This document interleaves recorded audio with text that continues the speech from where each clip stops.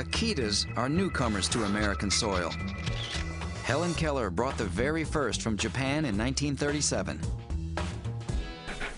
Sick? Having a baby? In Japan, you wouldn't get these. You'd get this, a tiny Akita statue symbolizing health and well-being. In ancient Japan, Akitas were so highly regarded that only the ruling class was allowed to own them. They got fancy collars and the finest cuisine the royals had to offer. They are incredibly beautiful. They really are. Akitas are amazing. They're tough dogs.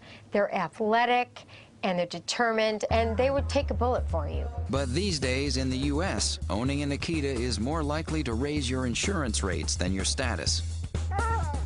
Yep, just like the Pit Bull and the Rottweiler, the Akita is listed as high risk for biting and aggression by insurance companies. This is a dog that's very territorial, very protective, and is not going to be interested in sharing its space and sharing its time with too many other animals.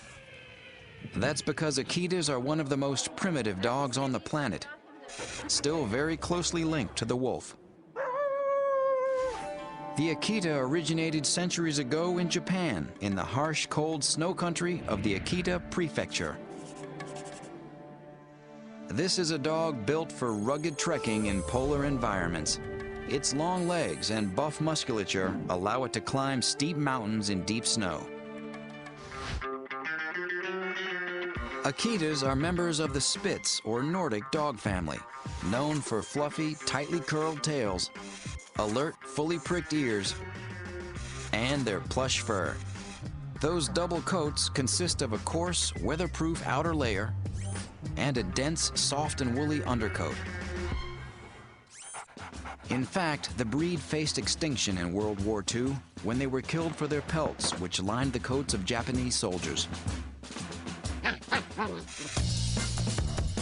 In America, Akitas come in virtually any color and in 3 coat patterns: solid, a tiger stripe pattern called brindle, and pinto, which is mostly white with sharply defined patches. These are not small dogs. The Akitas are very, very strong dogs. But for the right person, it's an amazing dog. It's just a companion for life. The Akita's need for early training may be the most important consideration for anyone thinking of adopting this breed.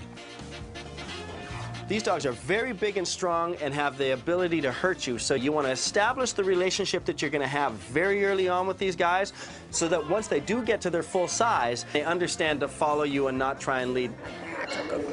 When it comes to their living space, unless you've put in the time and effort to socialize your Akita, they should not live in apartments or condos. Speak!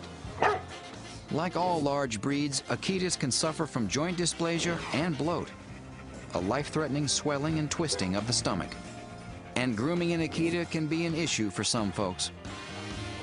This is a dog with a lot of hair, and that hair gets everywhere. And think long and hard before you bring an Akita into your home. If you acclimated them in the beginning, they would be a great family dog. Akitas then stack up like this. It's probably best not to have them in an apartment building. Too many people and animals. They get fair marks for health, suffer the usual large breed problems such as bloat and dysplasia. Akitas shed heavily twice a year, so grooming can be intense. They're trainable if you start them young. And be careful before you bring them into a family.